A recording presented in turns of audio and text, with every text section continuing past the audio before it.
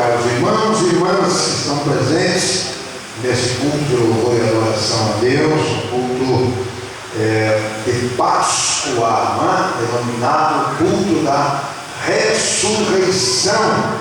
As bênçãos de Deus permaneçam sobre a nossa vida, que nós possamos verdadeiramente estar adorando, bendizendo, exaltando o nome do Senhor, que é bom, eterna é a sua misericórdia para sempre. Glórias a Deus. Nós queremos ler a palavra de Deus.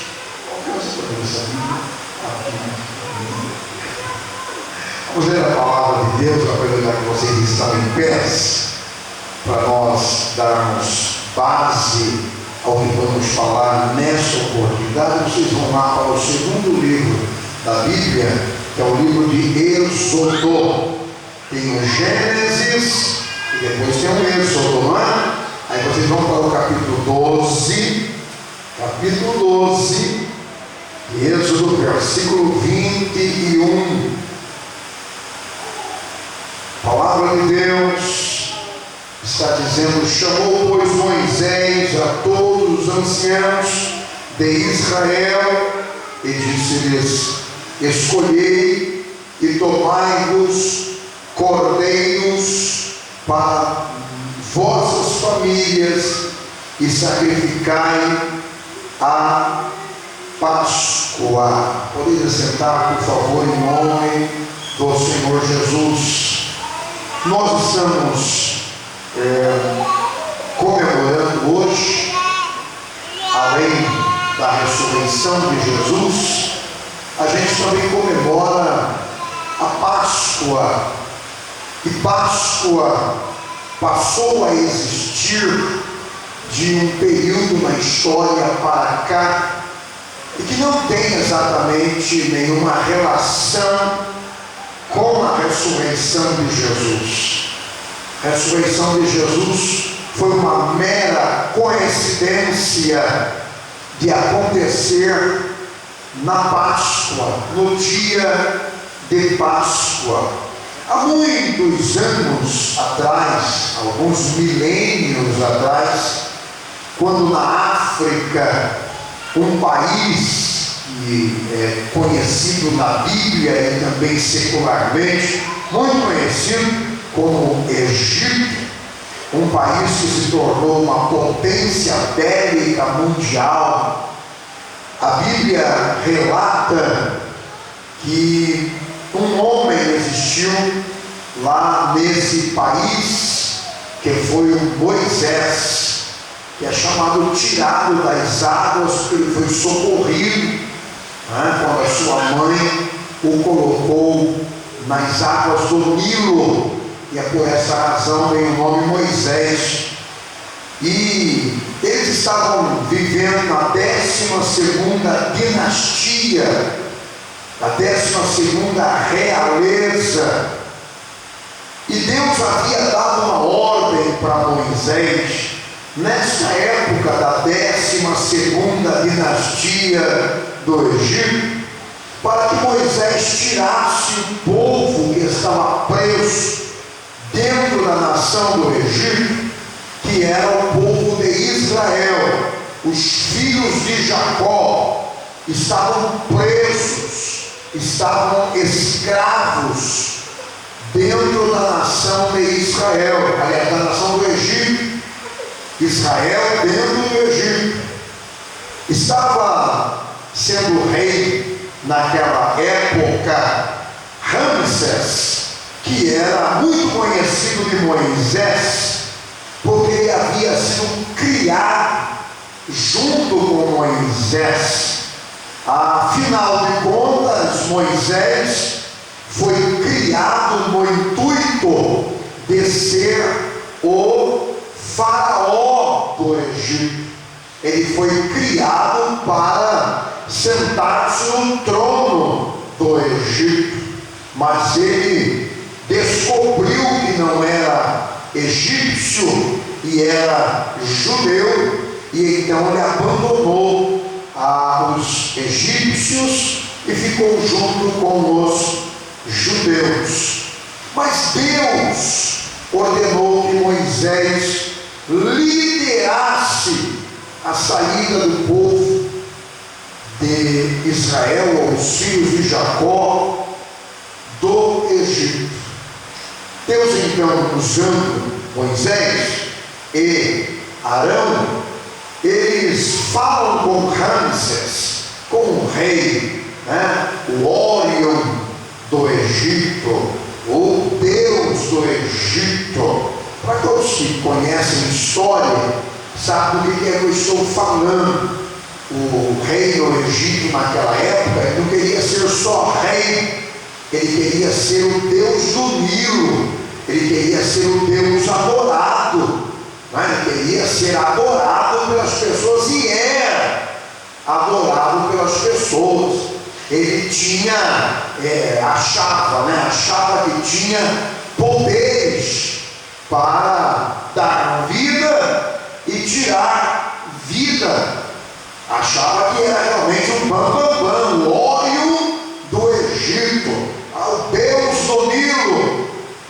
Deus então ordena a Moisés a confrontar com o Órion do Nilo, a confrontar com Ramsés. Passou-se 9 pragas no Egito, e o Ramsés não abriu o coração, não. O Ramsés achava que ele era realmente, além de rei, numa superpotência mundial que era o Egito. Ele tinha consciência que ele era o Deus ali. Ele não deu nenhuma satisfação para Moisés e nem para Arão, até que finalmente Deus então ordena a última praga. E a última praga tinha a ver com morte. A última praga tinha a ver com extermínio através da morte. E então Moisés e Arão vão até o Órion do Egito, do Nilo, até Ramsés, e diz: olha, se você não deixar o povo sair, o povo ir embora, vai vir uma praga, vai vir uma mortandade, o seu filho vai morrer, todos os filhos mais velhos de todas as famílias vão morrer, os animais que são mais velhos dos outros animais do rebanho vão morrer. E ele não acreditou, porque afinal de contas era Ramsés, afinal de contas estava se tratando do Órion do Nilo, estava se tratando do Deus do Egito. E Moisés, dando ouvido à voz de Deus, falou com ele e reuniu o povo de Israel e disse: olha, vocês peguem cordeiros, a família, cada um mate um cordeiro, cada família imole um cordeiro dentro de casa, cada família coloque o sangue em uma vasilha desse cordeiro.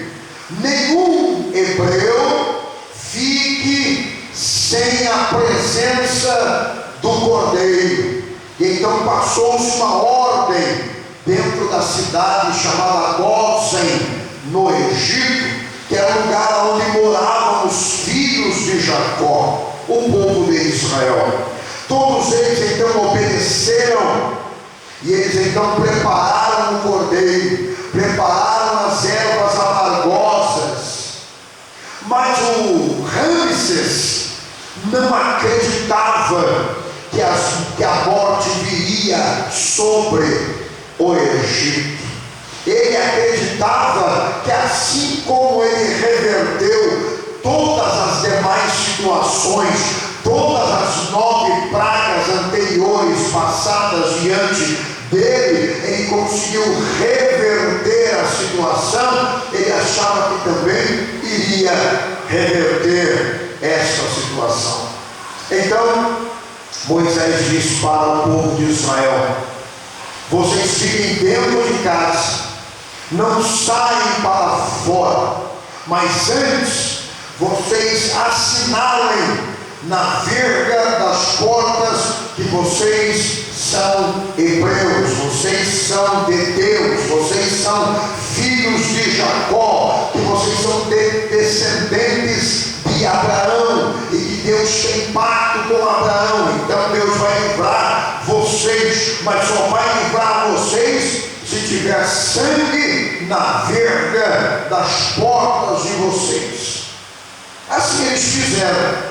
Imolaram o cordeiro, passaram sangue na verga das portas e ficaram trancafiados, ficaram dentro de casa, conforme Moisés havia dito. Os egípcios continuaram a vida normal, continuaram tranquilos, festejando, o palácio em toda algazarra, o palácio em festa.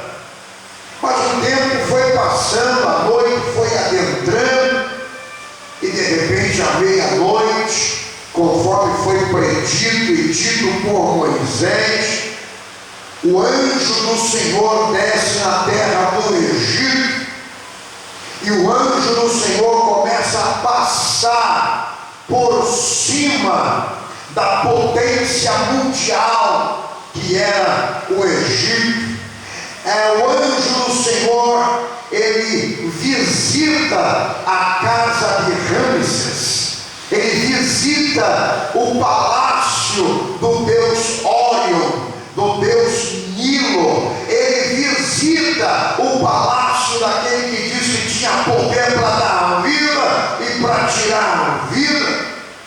E o anjo do Senhor, ao adentrar lá no palácio, ele então visita o filho de Ramsés, e a primeira coisa que acontece ali é a morte do filho do deus Órion, do deus do Egito, do deus do Nilo, do faraó, que tinha tanto poder, mas não teve poder para livrar o seu filho da morte. Aconteceu dentro do palácio gritarias intermináveis e horripilantes. Por quê? Porque todos os filhos mais velhos dos seus pais morreram, porque Deus havia dito que se não soltassem o povo de Israel, todo primogênito morreria. Mas eles não acreditaram. Será que não é o mesmo que acontece ainda nos dias de hoje? A gente prega, a gente fala, a gente ensina, a gente ecoa para todos os lados, dizendo: se não derem ouvidos à voz de Deus, se não aceitarem a Jesus como seu Senhor, como seu Salvador pessoal, se não receberem o sangue de Jesus Cristo sobre a sua vida, pode vir morte para você e você não subir ao céu. Será que não acontece a mesma coisa nos dias de hoje? As pessoas não acreditarem, as pessoas acharem que isso não vai acontecer, como aconteceu nos dias de Noé, que Noé pregou durante 120 anos que a chuva viria, e eles não acreditavam. O Órion do Egito, Ramsés, também não acreditou que ninguém morreria.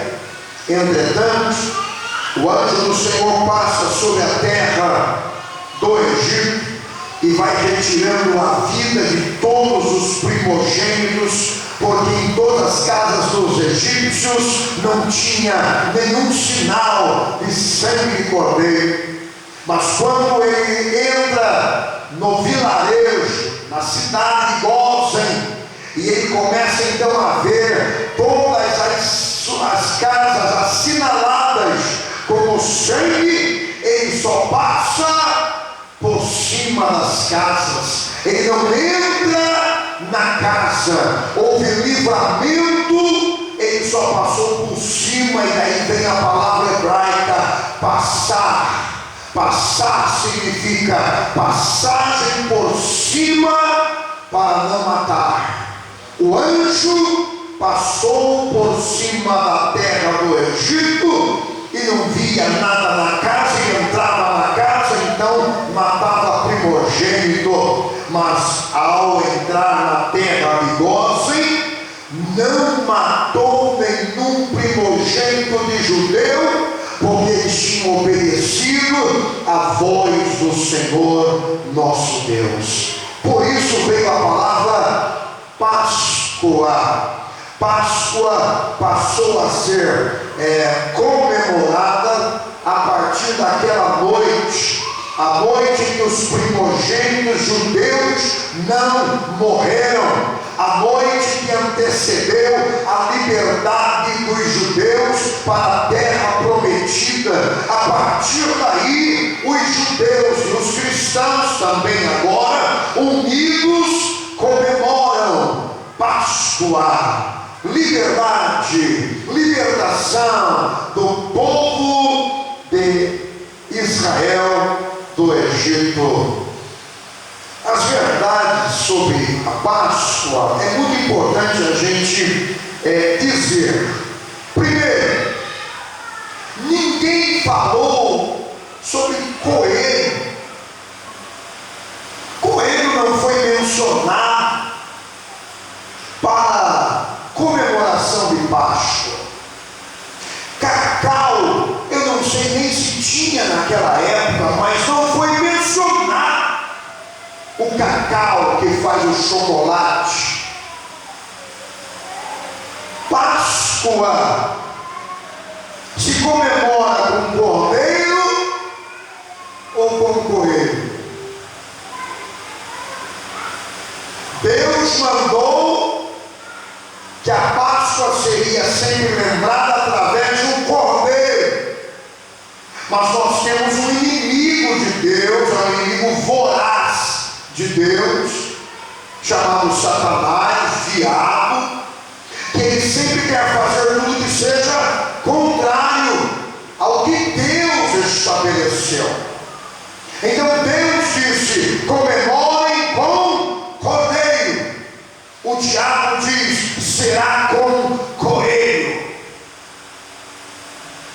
E aí inventa para comercialmente ser viável, dizendo que o coelho da Páscoa, que não tem nada a ver com Páscoa, vai botar ovos de chocolate, para que a parte comercial do mundo, parte mercantil, que é o que Satanás está envolvido, que a Bíblia fala que o mundo jaz no maligno, a Bíblia chama de diabólio, a Bíblia chama do Deus das riquezas. E agora o mundo, de um tempo para cá, comemorando Páscoa com chocolate e não com cordeiro. Está bem. Biblicamente, o João Batista, na época que estava se aproximando a Páscoa, quando ele viu Jesus, ele disse: eis aí o coelho de Deus que tira o pecado do mundo. Ou ele disse: eis aí o cordeiro de Deus que tira o pecado do mundo. Precisamos ser bíblicos. Vivemos neste mundo, mas não vamos estar acreditando nas ideologias deste mundo. Pastor, mas é pecado comer chocolate? Não, ora e come, mas não acredita que isso represente Páscoa. Não. Chocolate não representa Páscoa, coelho não representa Páscoa, mas cordeiro, sim. Desde o tempo em que o povo de Israel foi liberto pela boa mão de Deus, lá do Egito, da potência mundial, na 12ª dinastia no Egito. Então comemora-se quando Jesus veio, ele se apresentou como cordeiro. João o indicou como cordeiro. Cordeiro, ele disse: eu sou como cordeiro mudo levado ao matadouro. O que representa então a Páscoa? A Páscoa representa cordeiro. Páscoa, na literalidade, é realmente a saída do povo de Israel do Egito para a terra prometida, para a terra de Canaã. Muito bem. Nos tempos mais atuais, primeiro século da era cristã, aprove ao Senhor enviar seu Filho unigênito, Jesus Cristo, que aqui veio com um propósito para morrer. E coincidiu que a morte de Jesus fosse perto da Páscoa. Aconteceu todo aquele vudúcio, todo aquele problema, toda aquela perseguição na quinta-feira. Ele foi julgado na quinta-feira. Na sexta-feira de manhã, eles já tinham definido: olha, vem vindo a Páscoa aí, Páscoa dos judeus, vem vindo a Páscoa aí, não tem um costume